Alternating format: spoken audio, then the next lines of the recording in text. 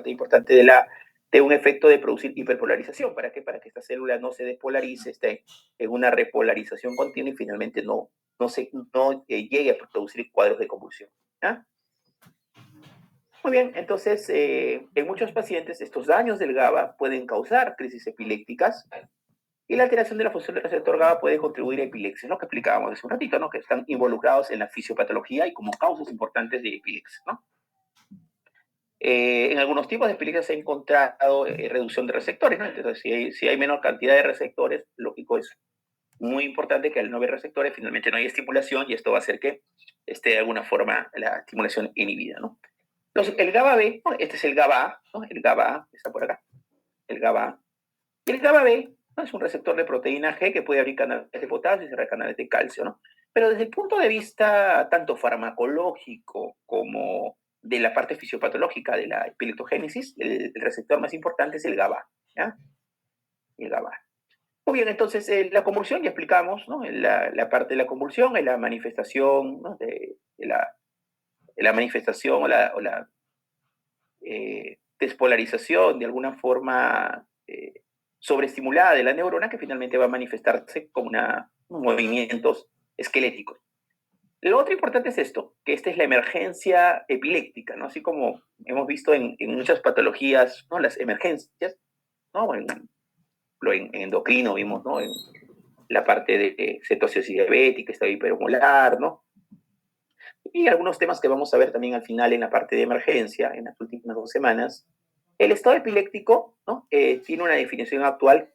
¿Cuál es la definición actual? Aquel paciente que convulsiona más de 5 minutos, ¿no? Y o tiene convulsiones donde no hay recuperación del estado de conciencia entre convulsión y convulsión, ¿no? Esta es la definición del estado, ¿no? O estatus epiléptico, ¿no? Puede ser estado epiléptico o estatus epiléptico, o es lo mismo. Y finalmente, esta es una emergencia médica, ¿no? Este paciente que no deja de convulsionar más de 5 minutos, convulsiones tónico-clónicas generalizadas, o que no hay recuperación del estado de conciencia entre una y otra, ¿no? ¿Qué factores están mayor asociados a estos cuadros de epilépticos? Hipoxia, isquemia cerebral, pacientes, por ejemplo, que hacen paro cardiorrespiratorio, pacientes que tienen estos estados epilépticos por más de 1 hora de evolución, o pacientes mayores de 60, ¿no? Son las etiologías presentes. Entonces, estas definiciones, ¿no? Que son de la OMS, han ido actualizándose, ¿no? Cada cierto tiempo hay actualizaciones, pero la última actualización ha sido de hace 2 años. Entonces, eso vamos a ir un poquito explicando porque en los libros que les he dado, en algunos casos, hablan todavía como está en las diapositivas, ¿no? Pero finalmente lo que hay que entender, para que ustedes puedan comprender un poco más las definiciones actuales, vamos a ir conversando un poquito sobre esos puntos. Pero miren, por ejemplo, acá, ¿no? El tema de epiléptico y epiléptico. Por ejemplo, no epiléptico, por ejemplo, hay una causa muy frecuente, más que todo en niños, de 2 a 5 años, que pueden hacer cuadros de ¿qué? De convulsiones febriles. Es decir, el paciente tiene una infección, ¿no? Y hace fiebre, ¿no? Perdón, hace un cuadro de una faringitis, hace una virosis y finalmente hace cuadro febril y convulsión. No, esto es explicado de alguna forma por la falta de maduración cerebral. Nuestro cerebro recién madura a los 5 años. Entonces, ¿qué pasa? Que estas zonas cerebrales son zonas más sensibles a tener epilepsia, ¿no? Entonces, por la edad, ¿no? Por la inmaduración cerebral. Entonces, pues niñitos que hacen fiebre pueden convulsionar. Trauma, pero mira, por ejemplo, este niñito convulsiona, pero no voy a decir que tiene epilepsia, ¿no? Porque tal vez solo convulsiona una vez en su vida por el tema de la fiebre. O un trauma, ¿no? Tal vez una persona tuvo un traumatismo encefalocraneal y convulsiona, ¿no? O un desequilibrio metabólico, ¿no? Hipernatremia, hiponatremia, hipolisemia, ¿no? O hiperglicemia, ¿no? Que también en algunos casos pueden convulsionar. Es más raro, más que todo, la hiperglicemia. Y el efecto epiléptico, que puede ser parcial o generalizada, que esto parcial actualmente se conoce más como focal, ¿no? Es decir, que es focal, que hay una zona específica del cerebro, que produce estos cuadros de convulsión. A diferencia de generalizada, que tal vez empieza en un lado, se generaliza y finalmente toda la corteza cerebral está estimulada para producir estas convulsiones, ¿no? Entonces, esa es la diferencia entre parcial y generalizada, que ahora la parcial se conoce más como focal, ¿ya? Para tener la definición. Las causas de epilepsia pueden ser múltiples, hereditarias, congénitas, adquiridas, ¿no? Y esto de alguna forma en sus libros que les he dado está dividido por edades, ¿no? Por ejemplo, en los neonatos, lo más frecuente ¿cuál es? Son las hipoxias neonatales, ¿no? Hipoxias neonatales. En los niños, ¿no? En los lactantes, hasta los 5 años, ¿qué dijimos? Las convulsiones febriles. En los adolescentes, ¿no? Adultos jóvenes, lo más frecuente son los traumatismos, es decir, epilepsias postraumáticas, ¿no? En pacientes adultos, no adultos mayores, sino adultos, para entenderlo mejor, entre 30 a 45 años, ¿no? Es decir, adultos, pero no adultos mayores, mayoritariamente acá son tumores cerebrales, ¿no? Y en los adultos mayores, ¿no? Generalmente pacientes por encima de 50, 55 años, son problemas vasculares, ACVs, ¿no? O secuelas de ACVs. Entonces, esto es importante para que ustedes puedan tener de alguna forma los conceptos del desarrollo de lo que son las causas de epilepsia, ¿ya? Tipos de convulsiones, decíamos que las convulsiones pueden ser de diferente índole. Este es un poco lo más conocido, tónicas, clónicas, ¿no? La tónica, ¿qué es? El paciente se pone de alguna forma rígido, ¿no? Se produce una falta de conciencia, el paciente se pone rígido en el suelo, ¿qué es esto? Y finalmente vienen los movimientos cuando son el tema del clonus, ¿no? Estas convulsiones tienen a repetirse y esta es la convulsión que de alguna forma más se conoce, que es la convulsión tónico-clónica. Tónico-clónica, ¿ya? Que digamos que es la convulsión más frecuente que generalmente vemos en la parte hospitalaria o en la parte de emergencia, ¿ah? Ok, es lo que decíamos, ¿no? Esta clasificación es del 89. En algunos aspectos persiste, en otras no. Por ejemplo, las crisis parciales, focales o locales. Ahora más se suele llamar esto, focales más que parciales, más que locales. Y lo otro era esto, que antes tenían esta denominación, que eran simples o complejas. Ahora que se habla, simples cuando es, cuando no hay alteración, ¿no? del sensorio, es decir, el paciente en ningún momento pierde el estado de conciencia, y complejas cuando hay pérdida del estado de sensorio. Y lo otro son secundariamente generalizadas. ¿Qué significa esto? Que empiezan como focales y terminan como generalizadas. Un ejemplo, por ejemplo, un paciente puede empezar con un movimiento en el brazo derecho, ¿no? En el brazo derecho y finalmente esta convulsión empieza en el brazo derecho y finalmente se generaliza a todo el cuerpo, ¿no? Esa es una convulsión secundariamente generalizada, es decir, empezó focal y se generalizó. De ahí tenemos las crisis generalizadas, que casi todos tienen alteración neurológica, ¿no? Casi todos tienen trastorno del sensorio. Imagínense, ¿no? Es decir, un cerebro que está despolarizado, toda la corteza cerebral bilateral, raro que este paciente no pierda el estado de conciencia, ¿no? Entonces, las crisis generalizadas, que en este caso son por una despolarización, como explicábamos, ¿no? De toda la parte de la corteza cerebral, generalmente van acompañadas de alteración neurológica, ¿no? Que en la definición anterior se llamaba complejas, ¿no? Pero ahora se prefiere decir con trastorno del sensorio. Crisis no clasificadas y adendum, ¿no? Que netamente es para conocimiento. Entonces, las crisis pueden ser crisis focales, ¿no? Decíamos, pueden ser focales que son focalizadas, ¿no? Que antes de alguna forma se llamaban simples, focales, y que pueden ser de alguna forma, perdón, que antes se llamaban los focales o localizadas, como vemos acá, ¿no? Que ahora el término actual es localizadas. Pueden ser como con simple, es decir, sin pérdida del conocimiento, que este es el término que se prefiere utilizar actualmente, o complejas cuando existe alteración de conciencia. Y por último, crisis focales secundariamente generalizadas, ¿no? Que esto ya también ya lo explicamos hace un ratito. ¿Ya? Muy bien, entonces, estas epilepsias parciales, ¿no? Parciales que ya dijimos que también en los libros lo voy a encontrar como focales, ¿no?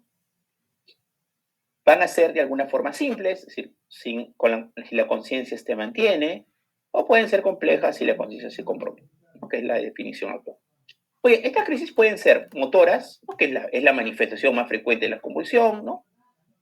Pueden ser autonómicas, ¿no? Pueden ser somatosensoriales o pueden ser psíquicas, ¿no? Es decir, pueden haber estas crisis parciales, ¿no? O focales, pueden ser de diferente índole, y esto va a depender mucho de dónde se presenta, por ejemplo, o de dónde es que se presenta de alguna forma, o cuál es esta zona de focalización.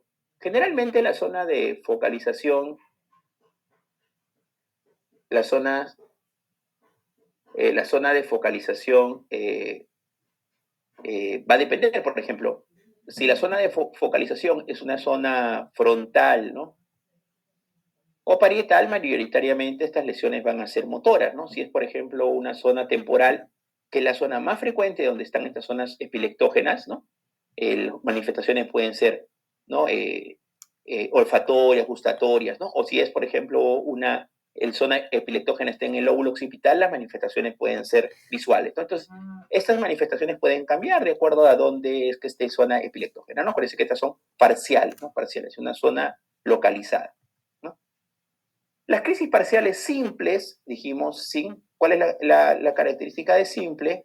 Conciencia preservada, ¿no? Esa es la característica, ¿no? Entonces, ¿qué va a haber en estos casos según el electroencefalograma? Nos van a decir, ok, hay una zona epileptógena localizada nada más, ¿no? Okay, la zona epileptógena está en la zona temporal, está en la zona parietal, está en la zona frontal, ok, ¿no? Esa es la característica, ¿no? Entonces, esa es la definición de eso. De ahí tenemos las parciales complejas, ¿no? Que al ser complejas, este es con alteración del estado del sensorio, ¿no? El paciente pierde su estado de conciencia, y que este pueden ser parcial, ¿no? Pueden ser parciales, simples, pueden ser con deterioro de la conciencia, como decíamos, o con propagación, ¿no? Que eso ya lo explicamos también. Las parciales complejas, ¿no? O focalizadas, o también llamadas actualmente, ¿no? Focalizadas con alteración neurológica. Entonces, ¿qué van a tener esto? Van a tener alteración neurológica y mayoritariamente van a tener un fenómeno posictal, ¿no? Dijimos esto, mayoritariamente estos pacientes van a tener, que esto es raro, por ejemplo, las crisis parciales, ¿no? Complejas son raras, ¿no? Es decir, no es lo más frecuente. Pero puede ser que un paciente tenga alguna convulsión, ¿no? Focalizada y que pierda el estado de conciencia. Por ejemplo, los automatismos, ¿no? Los automatismos, que es una convulsión mayoritariamente, ¿no? Parcial, pero que finalmente, ¿no? El paciente que va a tener movimientos, por ejemplo, bucofaciales o pérdida ¿no? del entorno, movimientos bucofaciales, movimientos orales, movimientos faciales, y finalmente, que son por segundos, y que es una de las convulsiones más frecuentes ¿no? en la parte de los niños, ¿no? Y que esto, de alguna forma, esto también va a haber lesiones, por ejemplo, que pueden empezar de alguna forma en una zona, por ejemplo, la zona parietal, y finalmente focalizarse, que eso es lo que se va a ver en electroencefalograma, ¿ya? Crisis generalizadas, ¿no? Que acá ya dijimos, ¿no? De todas las más frecuentes son las tónico-clónicas generalizadas, pero pueden ser de ausencias, ¿no? Lo que decíamos hace un ratito, ¿no? Que son las de ausencias. Entonces, estas crisis generalizadas, ¿qué van a tener como característica? Pérdida de conciencia, fenómeno posictal, y lo característico es que el paciente no va a recordar para nada el episodio convulsivo, ¿no? Si no recuerda, es una pseudoconvulsión, ¿no? Pérdida de conciencia, lo mismo es el dato importante. Y lo otro que decíamos, que son las crisis de ausencia, ¿no? Estos pacientes lo que van a tener son fenómenos muy breves, generalmente segundos, múltiples al día, ¿no? Decíamos que era más frecuente en niños, preescolares y escolares. Hay desconexión del medio, mirada fija, parpadeo, lo que explicábamos, movimiento autonómico, leve hipotonía. El niñito no va a recordar este episodio, pero no hay periodo posictal. No hay periodo posictal. Es decir, el niñito, lógico, no recuerda el evento porque sí, ese periodo que pierde, se desconecta, ha estado convulsionando, pero el niño nuevamente vuelve a regresar a lo que estaba haciendo. Entonces, a veces, ¿quiénes se dan cuenta de esto? Las profesoras de los colegios, ¿no? A veces dicen, oye, ese niñito se pierde, pero de ahí regresan. Entonces es importante a veces este tema de comunicación de las profesoras que se dan cuenta de estos niños, porque generalmente son preescolares o escolares. De ahí tenemos estas crisis mioclónicas, ¿no? Que son un tipo de convulsiones, es decir, donde hay más características que son las sacudidas súbitas y bruscas de un segmento corporal o de toda la musculatura, temas mioclónicos. Y esto hay que recordar a una patología que es el síndrome de West. El síndrome de West tiene una triada. ¿Cuál es la triada del síndrome de West? Acá lo tenemos. Uno, ¿cuál es? Es el tema de las crisis mioclónicas, ¿no? O también llamado lo que es el espasmo masivo infantil, que también se le conoce a esto. La segunda, ¿cuál es? Que tienen retraso psicomotor, ¿no? Es decir, el paciente que tiene en este caso, tienen retraso del crecimiento, ¿no? Y a su vez tienen retraso en el desarrollo del aprendizaje, es decir, alteraciones en el tema de aprendizaje, ¿no? Que son de alguna forma las características más importantes en estos pacientes. ¿Ya?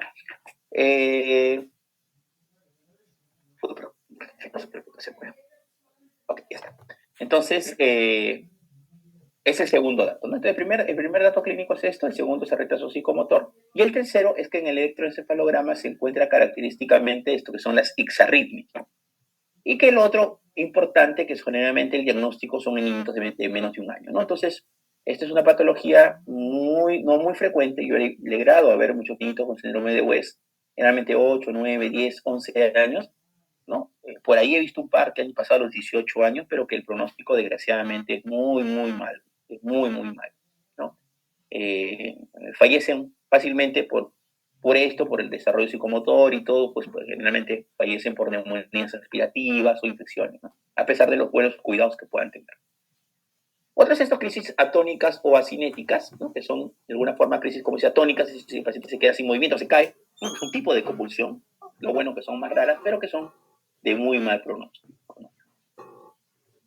Entonces, en la evaluación diagnóstica ya habíamos dicho que el punto más importante es la historia clínica y que nos podemos ayudar de esto, ¿no? Que son la parte de electroencefalograma y neuroimagen, y que hay algunos estudios especiales que son el video electroencefalograma, ¿no? Más que todo en pacientes que sospechamos que puedan tener epilepsias o convulsiones o epilepsias o estudios de epilepsias, y que finalmente no determinamos según el electroencefalograma, porque el electroencefalograma, así como un electrocardiograma, evalúa momentáneamente nada más como es esta, ¿no? Entonces, en este caso se le pone por 24 horas y se hace fotoestimulación. Es decir, una forma de estimular las convulsiones es a la persona que tiene de alguna forma el riesgo de tener, y si ya tiene el diagnóstico de epilepsia, tiene riesgo de tener convulsiones, el exceso de luz, ¿no? Por eso que ustedes se dan cuenta, los que les gusta ver series, ¿no? En Netflix que les sale primero, tener cuidado porque ¿no? Puede haber estimulación fotomotora, ¿no? Entonces, ¿qué pasa? Si hay mucha estimulación fotomotora, una persona que tiene mayor riesgo de convulsión puede convulsionar. Entonces se hace fotoestimulación y se lo pones por 24 horas, ¿no? Entonces, ¿qué haces? Ahí, acá se puede observar de alguna forma con mayor claridad, ¿no? Y finalmente el SPECT, que finalmente es colocarle, ¿no? Radionucleótidos, ¿no? A una tomografía mayoritariamente para ver si hay algunas zonas específicas donde podrían estar establecidas estas zonas de mayor captación o menor captación para hacer el diagnóstico de convulsiones. ¿Ya? Entonces, esto nos ayuda. Acá hay un 80% porque dice que un paciente puede tener, hasta un 20% de pacientes pueden tener epilepsias, ¿no? Y pueden tener electroencefalogramas normales, ¿no? Es por eso que está el 80%. Diagnóstico, el más importante, clínico, y los otros son de ayuda diagnóstica, ¿no? La sospecha clínica, el dato, anamnesis indirecta, ¿no? Ahí es importante, ¿ya? En cuanto al tratamiento, generalmente el tratamiento a los pacientes se les da por años, la mayoría menos de 2 años, generalmente mejoran, algunos pacientes necesitan terapia indefinida, la mayoría controla solo con un anticonvulsivante, de acuerdo al tipo de convulsión. Algunos necesitan biterapia, es decir, más de 2 anticonvulsivantes, y un pequeño porcentaje necesita tratamientos especiales, es decir, tener 3 anticonvulsivantes y o ¿no? Necesitar cirugía, ¿no? Resectiva para hacer el diagnóstico, ¿no? Entonces, cada vez hay nuevos anticonvulsivantes, ¿no? Por ejemplo, ustedes, esto sí es importante, ¿no? Para ustedes que probablemente un paciente con epilepsia les diga, okay, ¿qué no puedo hacer? Le tienes que decir, ok, tienes que dormir, ¿no? Tus 8 horas, no puedes desvelarte, siempre que tengas fiebre o infecciones tienes que tratar de acudir al médico porque la fiebre puede desencadenar la epilepsia, ¿no? Tener cuidado de tener traumatismos craneoencefálicos, ¿no? Siempre a ver el manejo adecuado del sodio, de la glucosa, de los electrolitos, que ¿no? el alcohol puede producir efectos convulsivos, y lo que explicábamos hace un ratito, que es la fotoestimulación, ¿no? Es decir, el exceso de luz. Entonces, hay diferentes medicamentos, lógico, el antiepiléptico ideal va a depender mucho de qué tipo de convulsión se tenga, ¿no? Esto es un poquito, ¿no? Monoterapia, segunda terapia, si es que el paciente con 2 anticonvulsivantes no mejora, derivar a centros especializados, ¿no? Para ver si hay temas quirúrgicos, adicionar una droga o neuroestimulación, ¿no? Que son los tratamientos un poquito ya digamos más avanzados. Entonces, acá tenemos diferentes medicamentos, por ejemplo, de los que más utilizamos en la parte práctica, tenemos el topimarato, ¿no? Tenemos el levetiracetam, ¿no? Que son anticonvulsivantes que se utilizan, ¿no? Acá están todos, o la gran mayoría de anticonvulsivantes, ¿no? A ver, ¿qué utilizamos en la parte práctica? Levetiracetam, topimarato, ácido valproico, ¿no? Que en ácido valproico es importante para la crisis de ausencia. Se utiliza mucho, tanto el ácido valproico como la ectusamina, ¿no? Son más que todo para utilizarlos en crisis de ausencia, no son los de elección, ¿no? De ahí, por ejemplo, el levetiracetam, ¿no? El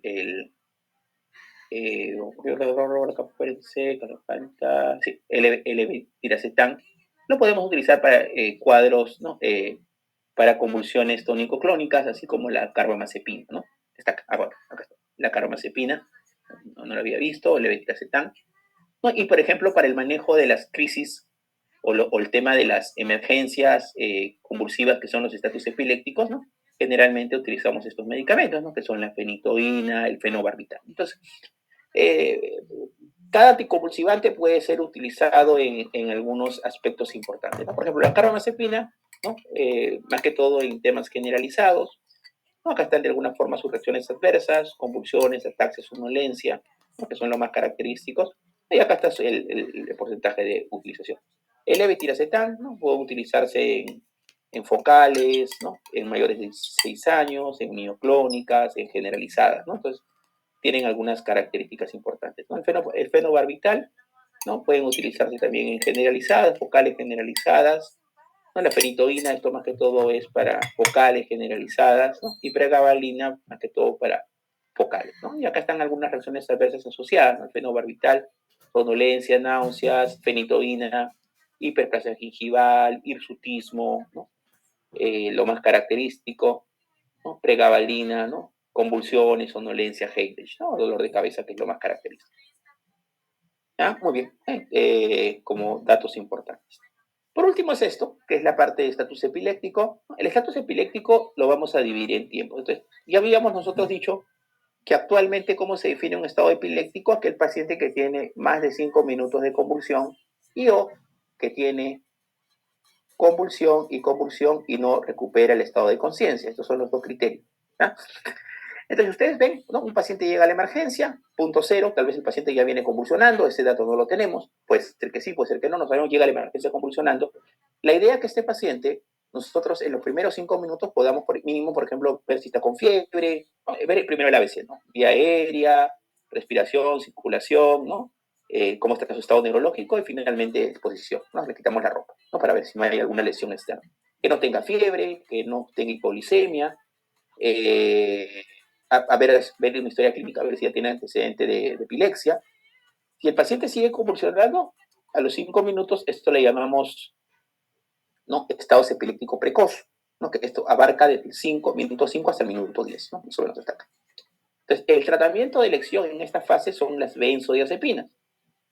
Acá en el Perú, la benzodiazepina que más utilizábamos es el diazepam, ¿no? Endovenoso. Pero hay otras presentaciones, ¿no? Por ejemplo, puede haber midazolam intramuscular, puede haber diazepam rectal, ¿no? Esto más que todo se utiliza en niños, ¿no? Pero en general acá lo que más utilizamos en adultos es el diazepam endovenoso. Si este paciente sigue convulsionando, ¿qué me dicen las guías? Puedo tener la oportunidad de darle una segunda benzodiazepina. Es decir, en resumen, en la estado epiléptico precoz, el tratamiento de elección son las benzodiazepinas. Si este paciente sigue convulsionando, ya cambiamos de nombre, se llama estados epilépticos establecidos. ¿Y qué se supone en este caso? Que ya al paciente le dimos 2 veces benzodiazepinas y que no mejoró el estatus convulsivo, es decir, sigue el paciente convulsionando. Acá en el Perú utilizamos mucho la fenitoína, ¿eh? Pero también se puede utilizar el levetiracetam o el ácido valproico, que probablemente en otros países se utilice mucho más que en el Perú, porque acá no tenemos ácido valproico, levetiracetam, no tenemos endovenoso, ¿no? Entonces acá sí tenemos fenitoína endovenosa. Entonces esto de alguna forma acá en el Perú es el de elección. Para el manejo del estatus establecido, acá en la fenitoína, el nombre comercial, ¿cuál es? Es Epamin. Entonces acá van a ver los hospitales que dicen hay que epaminizar al paciente, ¿no? Entonces, esto es un poquito la idea. Y finalmente, que es lo mucho más raro, que este paciente siga convulsionando, ¿no? En este caso, este paciente ya tiene que estar en una unidad crítica, ¿no? Intubado. ¿Y para qué? Para hacerle una sedación, ¿no? Con midazolam, con propofol o tiopental, de acuerdo a la gravedad, para que finalmente tenerlo completamente sedado y poder controlar ese cuadro de estado de estatus epiléptico. Bueno, chicos, entonces es un poquito el manejo actualizado de la parte convulsiva. Muy bien. No sé si hay alguna duda, alguna pregunta, chicos, sobre esta primera parte, sobre la epilepsia. Dudas, preguntas, comentarios. ¿Está claro? Para pasar, si no, a la siguiente clase.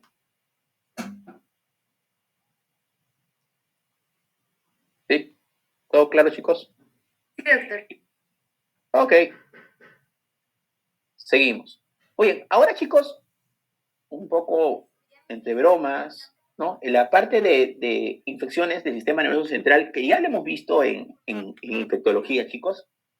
Igual, vamos a hacer un pequeño resumen de ello para complementar ideas, y que también está establecido en el capítulo de emergencia, es decir, y también de alguna forma cuando hacemos punción lumbar lo vemos en simulación 3. Entonces es un tema que se ve con bastante frecuencia dentro de medicina 2 y también dentro del curso de simulación 3. Entonces vamos a ampliar conceptos que ya hemos visto, es decir, esto no es nuevo para ustedes porque lo hemos visto ya en la parte de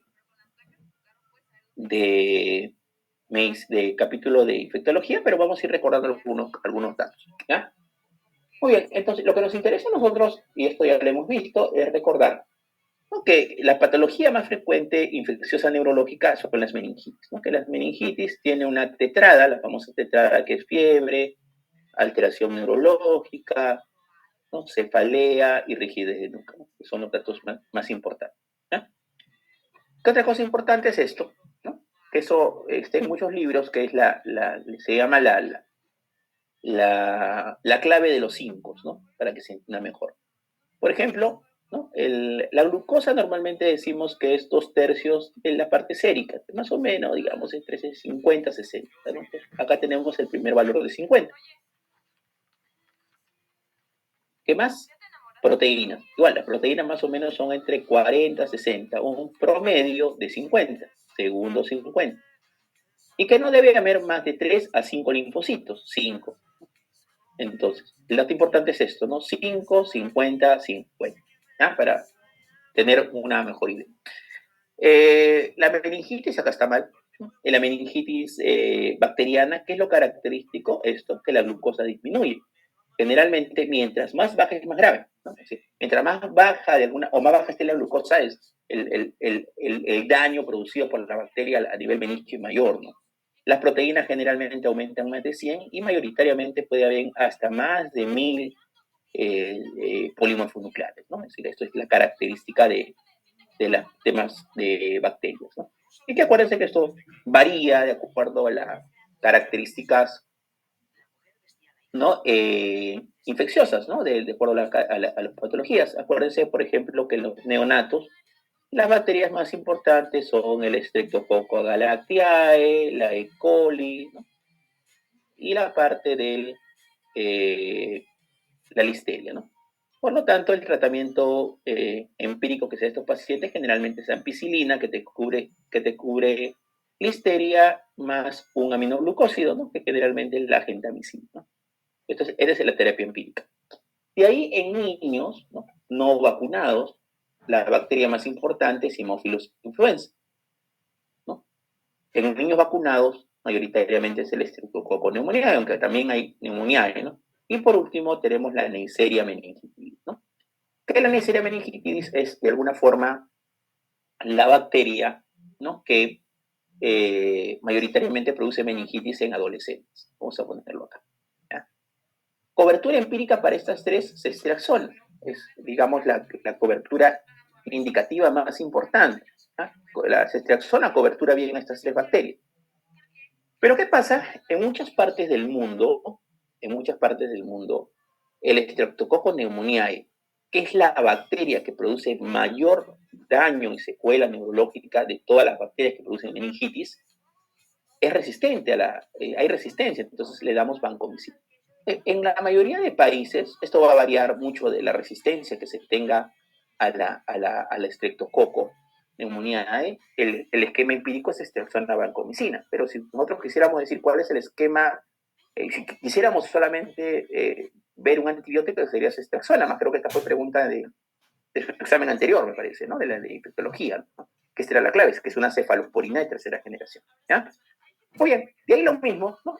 va aumentando la edad, adultos, ¿no? Los adultos generalmente más frecuentes es Streptococcus pneumoniae, ¿no? De ahí Neisseria meningitidis, por lo tanto el esquema antibiótico, si quisiéramos decir también empírico, es lo mismo, estreptona, vancomicina, y en los adultos mayores se agrega nuevamente, así como en los niñitos, es decir, en los niños, en los inmunosuprimidos, en las gestantes y en los adultos mayores, es frecuente que pueda haber listeria. Entonces, generalmente a la ceftriaxona más la vancomicina se le agrega ampicilina, ¿ya? Ampicilina. ¿Por qué? Porque la ampicilina tiene buena cobertura contra la listeria. Chicos, eso es el resumen que de alguna forma tienen que ustedes conocer, o más importante, porque eso es lo que se va a preguntar en su examen. Lo que es importante es que ustedes revisen cuáles son los factores de riesgo asociados a cada bacteria, ¿no? Por ejemplo, solo para poner un ejemplo.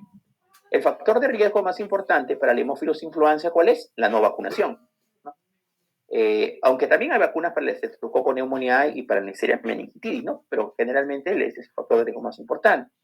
Por ejemplo, para el Streptococcus pneumoniae, ¿cuál es el principal factor de riesgo? ¿No? La diseminación hematógena. Por ejemplo, un paciente que tiene una neumonía, ¿no? Que tiene una endocarditis, una sinusitis, ¿no? Una otitis, ¿no? Es decir, que puedan de alguna forma dispararse el estreptococo hacia la parte meningea. Los asplénicos, ¿no? También los pacientes alcohólicos, ¿no?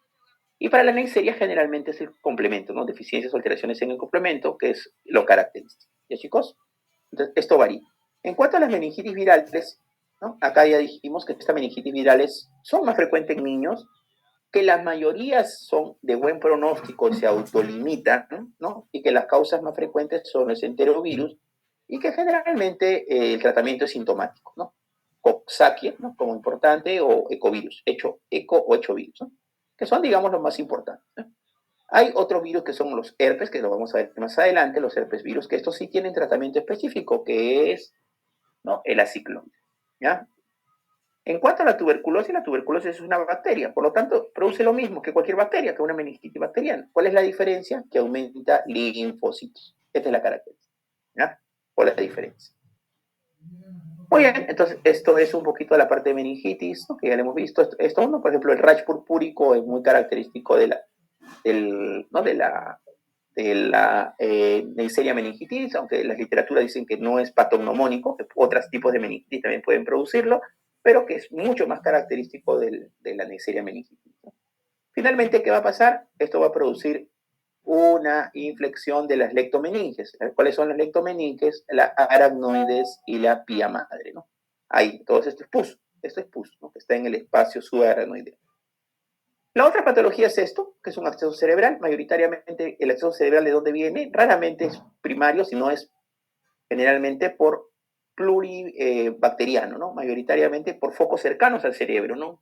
Foco nasal, sinusitis, foco ótico, otitis medias, ¿no? Otitis crónicas, o por ejemplo de que vengan de algún foco emboligénico bacteriano, lo más frecuente del corazón, ¿no? Endocarditis bacteriana. Entonces generalmente estos accesos eh, son producidos por múltiples bacterias, en este caso se le dice que son polimicrobianas, y que tienen una triada, ¿no? Fiebre, cefalea y alteración o alteración motora, ¿no? O sea, alteraciones en la parte motora, ¿no? Alteraciones en la fuerza muscular, ¿no? Siendo la cefalea el síntoma más frecuente, ¿ya? No es la fiebre, sino es la cefalea. En cambio, en la meningitis, el síntoma más frecuente es la fiebre. En el acceso, el síntoma más frecuente es la cefalea, ¿ya? Muy bien, de ahí la tuberculosis, esto ya lo vimos, ¿no? Las características, y lo otro es el tuberculoma. ¿Qué es el tuberculoma? Es un acceso producido por tuberculosis, que es mucho más raro, que es rarísimo en pacientes inmunocompetentes, más frecuente en pacientes inmunocomprometidos, ¿no? VIH, ¿no? Otra característica es esto, que pueden producir, ¿no? Obstrucciones del pasaje líquido cefalorraquídeo y producir hidrocefalias agudas, ¿no? Hidrocefalias agudas. Muy bien, la sífilis, esto también ya lo hemos visto, netamente es para recordar, en la sífilis primaria y sífilis secundaria puede haber meningitis, meningocefalitis transitoria. ¿Cómo hacemos el diagnóstico? Con BDRL positivo el líquido cefalorraquídeo, ¿no? Y que hay manifestaciones ya de sífilis terciaria, ¿no? Que son ya manifestaciones generalmente 20 a 30 años después de la sífilis primaria, ¿no? Que son la demencia, el tabes dorsal, ¿no? Que son, o los gomas meningios, ¿no? Que son ya otras peculiaridades, ¿no? El tratamiento de la sífilis terciaria es con penicilina, lo vimos eso también, ¿no? Penicilina G cristalina, ¿no? Es lo que se utiliza. La micosis, la que nos interesa es la criptococosis, esto ya lo vimos, es la primera causa de meningitis en pacientes VIH. ¿Cómo hacemos el diagnóstico? ¿No? Buscando ya sea látex para criptococo, ya sea en serie con líquido cefalorraquídeo o tinta china, y que el tratamiento es con anfotericin B, ¿no? Y flucitocina, ¿no? Creo que fue una pregunta de su examen de infectología. De ahí tenemos las virales que decíamos, a estas virales también se les llama meningitis asépticas, ¿no? ¿Por qué asépticas? Porque no se encuentra una bacteria. Es decir, estas meningitis son de alguna forma meningitis mucho más frecuentes que las bacterianas y que son autolimitadas, no benignas y que son producidas por los enterovirus, ¿no? Ya lo explicamos hace un ratito. ¿No? Venga acá, enterovirus, lo más frecuente, rara vez mortal, ¿no? Es la peculiaridad en esto. De otro tenemos estos, que son las encefalitis. Al herpes, ¿no? Puede producir una encefalitis necrotizante con alta secuela y mortalidad, mayoritariamente producido por el herpes simple 1. ¿Qué zona afecta mayoritariamente el herpes esto? La zona temporal. Si ustedes se dan cuenta que hay puntitos negros, ¿no? Que probablemente ustedes lo puedan ver en sus clases. Es decir, que produce lesiones temporales, que eso lo puedo ver en una resonancia o en esto que ya es un corte histológico, ¿no? Un corte histológico. Varicela, citomegalovirus también pueden producir, la poliomielitis, ¿no? Esto ya lo hemos visto, rabia también, ¿no? Que son lo más característico. Chicos, muy bien. La segunda clase es su oportunidad para que ustedes puedan tener o reivindicarse con las preguntas de meningitis, ¿no? Abscesos, meningitis virales o meningitis TB de la parte de neurología, ¿no? Porque parece que ya explicamos que ya lo hemos visto en varios capítulos. Chicos, muy bien. No sé si hay alguna duda, alguna pregunta, algo que no haya quedado claro en cuanto a la parte de infecciones, ¿no? En este caso meningitis, abscesos, ¿no? Meningitis virales, meningitis TB. Preguntas, chicos, dudas, comentarios. ¿Todo claro? Todo claro, doctor. Okay. Sí, doctor, todo claro. Que esto ya lo habíamos visto, es un recordar, chicos, para complementar el concepto. Muy bien. Ahora sí pasamos a un tema nuevo. Importante cefalea, sí, porque es la principal causa de qué, es la principal causa de atención ambulatoria, ¿no? Es decir, la mayoría de pacientes que ustedes van a ver o en la parte de consulta, ya sea de médica o de emergencia, van a ser pacientes con cefalea, desde el punto de vista neurológico, estoy hablando, ¿no? Una causa frecuente de atención es la cefalea. Acá en la cefalea vamos a ir describiendo algunos conceptos importantes, ¿no? Por ejemplo, acá que nos dan, dice, supone el 4 o 5 de consultas en urgencias, ¿no? Y que el 90% de personas padecen al menos una vez a lo largo de su vida el tema de cefalea, ¿no? Entonces, todos en algún momento hemos tenido dolor de cabeza, es decir, eso no es algo infrecuente. Entonces, las cefaleas se clasifican en dos tipos, ¿no? Las primarias y las secundarias, ¿ya? Las primarias y las secundarias. Las primarias son las más frecuentes y en estas hay que recortar tres. ¿Cuáles son estas tres, no? Tensional, migraña y en racimos. Y en las secundarias, ¿no? Algunas que son las más frecuentes, vamos a ir acá describiendo que son, vamos a quedar con estas, ¿no? Que son la hemorragia subaranoidea, que esto ya lo hemos visto en el capítulo de vasculares la semana pasada, ¿no? Atitila temporal y el tema tumoral, que lo vamos a ver también en la parte de tumores cerebrales, ¿no? Entonces, en cuanto a esto, ¿no? La primera cefalea o la cefalea más frecuente de todas las primarias, ¿cuál es? Es la cefalea tensional. La cefalea tensional, es decir, estas cefaleas, chicos, tienen criterios diagnósticos. Por lo tanto, ¿no?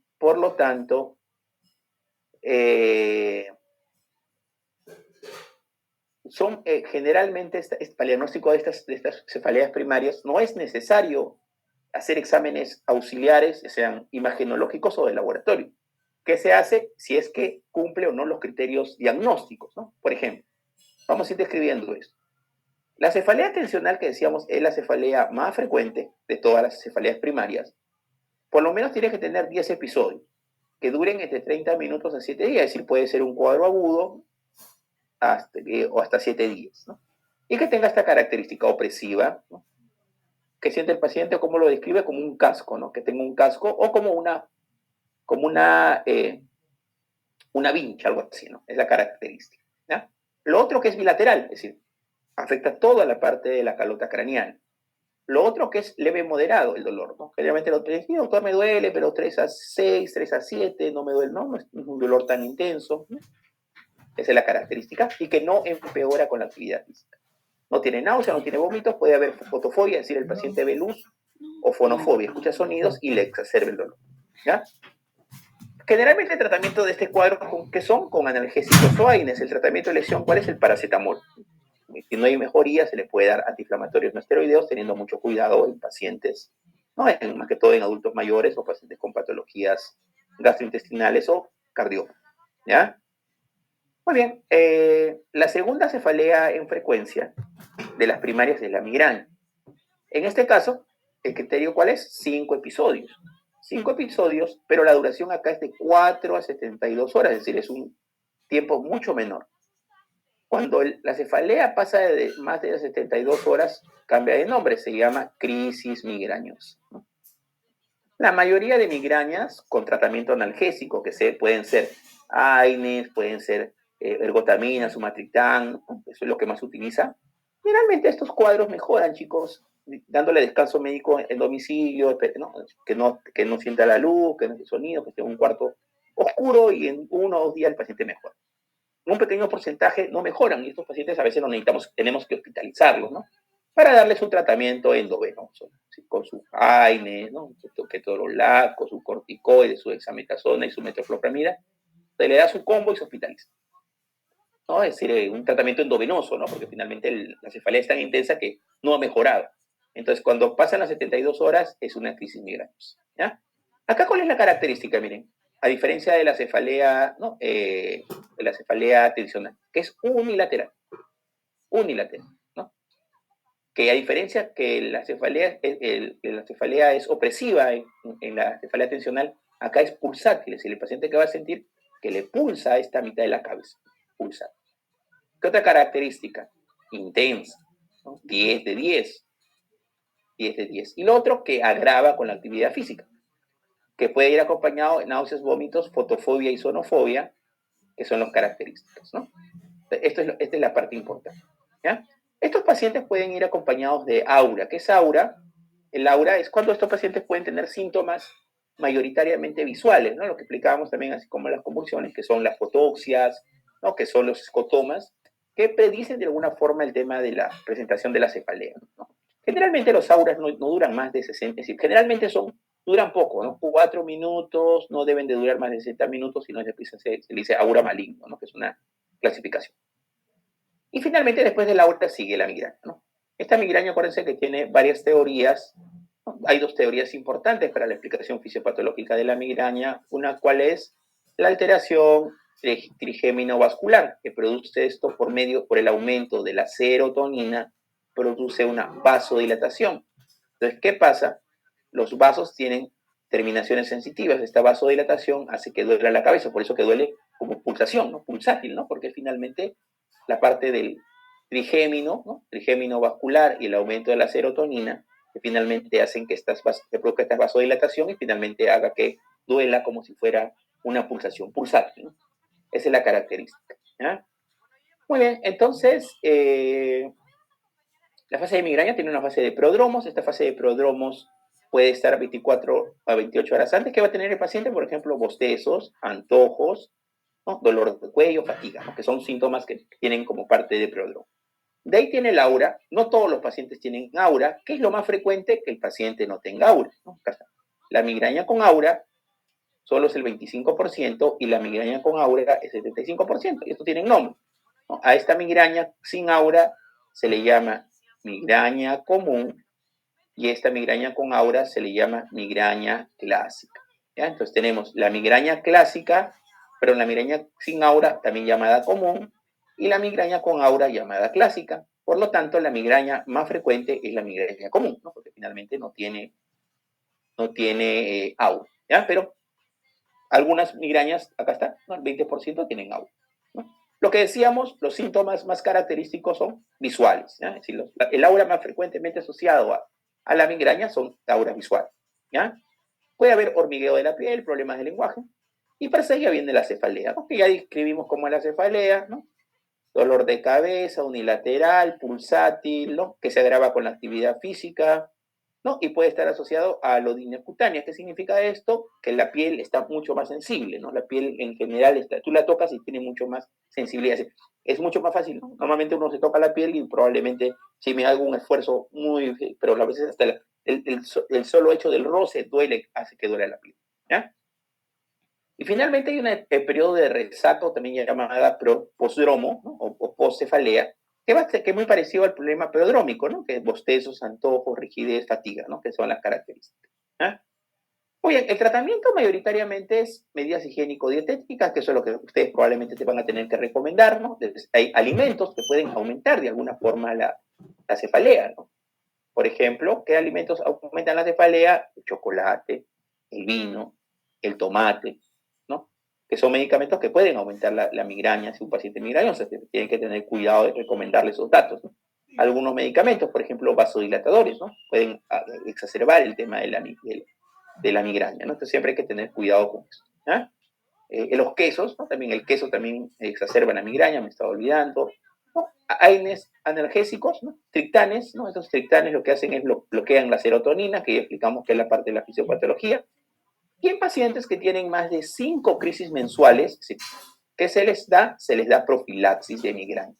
¿Cuál medicamento se les da? Beta bloqueantes, calzoantagonistas, amitriptilina, ¿no? Que son el dato importante. Complicaciones, el dato migrañoso cuando el paciente tiene más de 72 horas de cefalea. E infarto migrañoso es cuando el paciente puede estar, como hacen vasodilatación, en algunos aspectos, por la parte compensatoria, hacen vasoconstricción y pueden hacer infartos.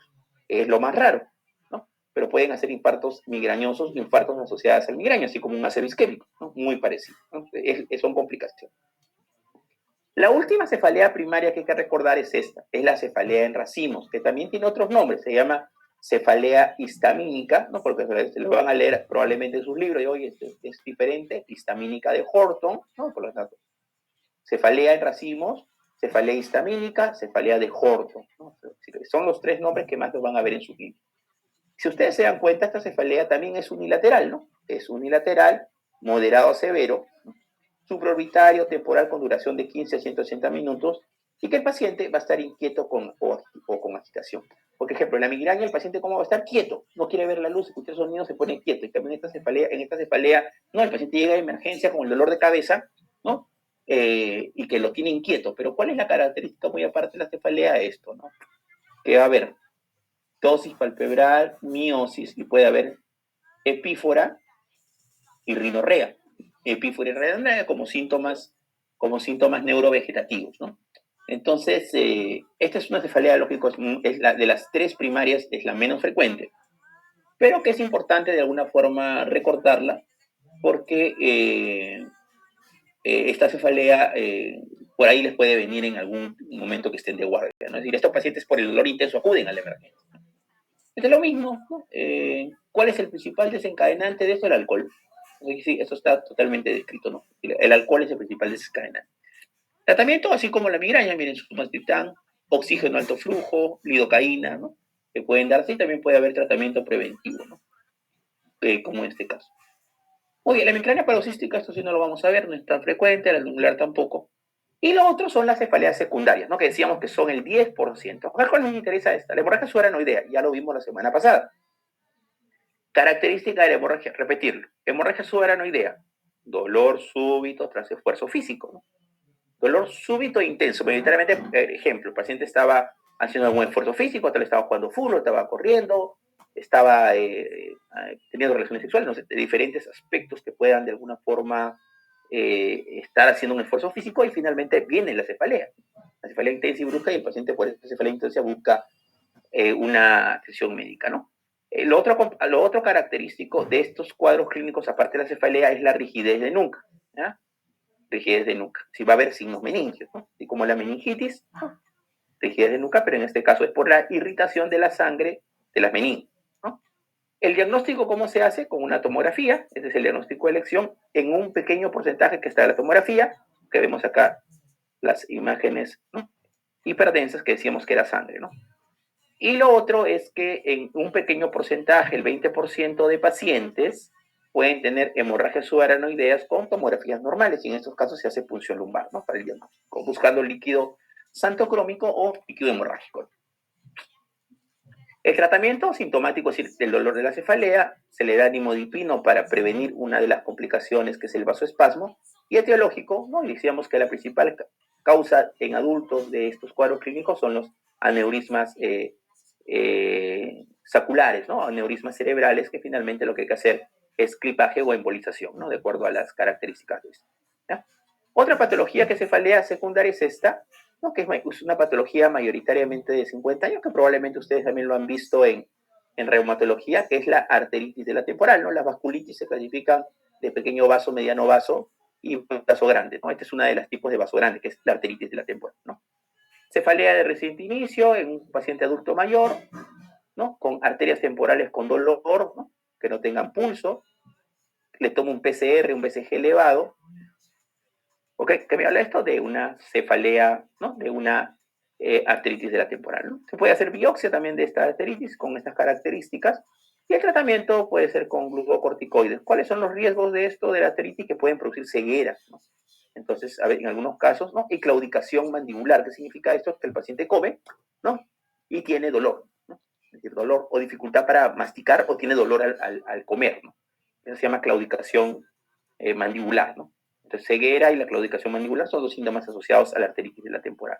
Otro tipo de característica de esto, que es más más que una cefalea o un dolor facial, es la neuralgia del trigémino, ¿no? Si nosotros recordamos, el trigémino tiene, el nervio trigémino tiene tres partes, ¿no? Una parte oftálmica, una parte maxilar superior y una parte maxilar inferior. Entonces, que pueden haber corrientes, ¿no? Si el paciente puede llegar a la emergencia porque por dolores intensos, tipo electricidad, tipo parestesias en la cara, ¿no? Dolores muy intensos. He visto muchos pacientes que necesitan opioides, morfina para controlar el dolor porque es muy intenso, a veces hasta cirugías para de alguna forma controlar este cuadro de neuralgia del trigémino. ¿Cuál es el tratamiento de elección? La carbamazepina, ¿ya? Es la otra tipo de neuralgia, que más que cefalea es una neuralgia facial, ¿no? Pero que por su frecuencia siempre es importante recordar. A uso de analgésicos, pacientes que, mejor dicho, se toman analgésicos por cualquier motivo, o por cefaleas crónicas y no tienen un control médico, pueden tener estos cuadros, ¿no? Axiomas diagnósticos, ¿no? Por ejemplo, un paciente que tiene una cefalea crónica, ¿no?, más de 7 días, acuérdense que era el dato, progresiva, continua, tensional. Cefalea aguda, recurrente, unilateral, acuérdense, migrañosa. Brusca, en segundos, ¿no? Cefalea en trueno, subaranoidea. Fiebre, ¿no?, con cefalea, punción lumbar, pensando en qué, en meningitis, MEC. Déficit neurológico seguido de un paciente joven, ¿no? Si un déficit neurológico seguido de cefalea de un paciente joven, no, migraña, pero sería una migraña complicada, ¿no? Una migraña, ¿no? Migraña isquémica, ¿no? Isquémica o vasoespástica, ¿ya? Cefalea acompañada de déficit motor, síntomas psíquicos o crisis convulsivas, TAC craneal urgente. ¿Qué puede ser esto? Un tumor cerebral, ¿no? Puede ser un ACV hemorrágico, ¿no? Entonces, esto sí es importante, ¿no? Glaucoma como diagnóstico diferencial, ¿no? Un dolor, más que todo un dolor no tanto en la cabeza, sino más que todo ocular. Y cefalea de predominio en el anciano, ¿no? Arteritis de la temporal. Oye, entonces, signos de alarma, ¿no? Es decir, cuando ustedes, por ejemplo, están de guardia y tienen que decir, oye, este paciente sí necesita una tomografía urgente, ¿no?, para ver que esta cefalea no tenga un dato de alarma, ¿no? O si ustedes están haciendo atenciones ambulatorias o están en un nivel, ¿no?, en un nivel 1 o un nivel 2, derivar a mi paciente, ¿no?, porque tiene síntomas de alarma. Entonces, estos síntomas de alarma me sirven para dos cosas. Uno, ¿para qué? Para definir una tomografía en un paciente en emergencia, y o trasladarlo, más que ustedes que probablemente puedan hacer atención primaria, ¿no? Intensamente de comienzo súbito, la peor cefalea de mi vida, ¿no? HCA. Relacionado con esfuerzos, cambios posturales, tos, ¿no?, que exacerba con la tos. Empeoramiento subagudo, es decir, ¿qué pasa? Un paciente que la cefalea está increciendo, ¿no? Es decir, cada vez le duele más al paciente. O cambio en el patrón, tal vez es una cefalea que era tipo tensional, o una cefalea leve, cervical, opresiva, ¿no? Y que te dice, no, doctor, ahora la cefalea es así, es la intensa, de comienzo, fue súbita, peor cefalea de mi vida, ¿no? Entonces acá, ok, es una tubo urgente, ¿no? Y es un cambio en las características de la cefalea. Que despierta en la noche, que despierta en la noche. Otra cefalea que despierta en la noche, ¿cuál es? La migraña. La migraña también, ¿no? Pero la migraña generalmente es un paciente migrañoso. Altera el ritmo del sueño, se manifiesta justo al despertar. Enfermedad sistémica, ¿no? Por ejemplo, característicamente una persona que tenga un tumor, ¿no? Por ejemplo, un paciente que tiene un tumor, un melanoma, una neoplasia de mama, una neoplasia pulmonar y hace, ¿no?, una cefalea aguda intensa, ¿no? Hay que pensar en una metástasis, por ejemplo, ¿no? O inicio reciente en pacientes de 50 a 55 mayores, pueden ser metástasis o tumores primarios cerebrales, ¿no? Entonces, todo esto me hace a mí pensar como signos de alarma para derivar a mi paciente o hacerle una tomografía urgente en emergencia. Chicos, son las características de síntomas de alarma. Muy bien, entonces la manejo la cefalea, netamente estas son las características que hemos visto, ¿no? El diagnóstico ya dijimos que las cefaleas primarias es clínico, quienes ameritan cefalea, las cefaleas que sospechamos que son secundarias o que tienen signos de alarma, ¿no? Es así, generalmente le hacemos una tomografía en emergencia y en algunos casos resonancia si es que hubiera la duda diagnóstica, ¿no? ¿No? Indicaciones de trato urgente, lo mismo que hemos visto, signos de alarma, ¿no? Inicio explosivo, ¿no? Que evolucione en el tiempo, que sea diferente a la hora migrañoso, que haya papilema o rigidez de núclea, que haya fiebre, ¿no? Más la cefalea, síntomas de hipertensión endocraniana, ¿no? Por ejemplo, el paciente tiene vómitos explosivos, cefalea intensa, tiene papiledema, ¿no? Cefaleas en pacientes que dudan el diagnóstico, ¿no? Esto es un poco más raro que el paciente que dice, no, doctor, yo pienso que tengo un tumor, ¿no? Aunque el paciente no está, o pacientes que tengan estos, ¿no? Tumores, inmunosupresión, alteración de la coagulación, VIH, ¿no? Que son otro tipo de pacientes, ¿no? En general. Ok, chicos, esta es la tercera clase, que es la parte de cefaleas. Nos quedan dos clases, chicos. Nos quedan dos clases que son para revisar hoy, porque todavía nos quedan 4 para la próxima semana, que son demencias y tumores cerebrales. ¿Ya? Entonces vamos a descansar son 15 y 9 hasta las 10 minutitos, ¿ya? Hasta las 3 y 20, perdón, para poder continuar con demencias y tumores cerebrales. Demencias es un poquito más largo, tumores cerebrales sí es mucho más rápido, ¿ya? No sé si hay alguna pregunta, chicos, sobre lo que hemos visto, sobre la parte de cefaleas, alguna duda, alguna pregunta, algo que no haya quedado claro. Doctor, todo claro. Ok, claro, doctor. Ok, entonces descansamos 10 minutitos y en 10 minutitos empezamos la clase de demencia. Chicos, para que vayan al baño, tomen agüita, se estiren y en 10 minutos empezamos. 15 y 20 empezamos.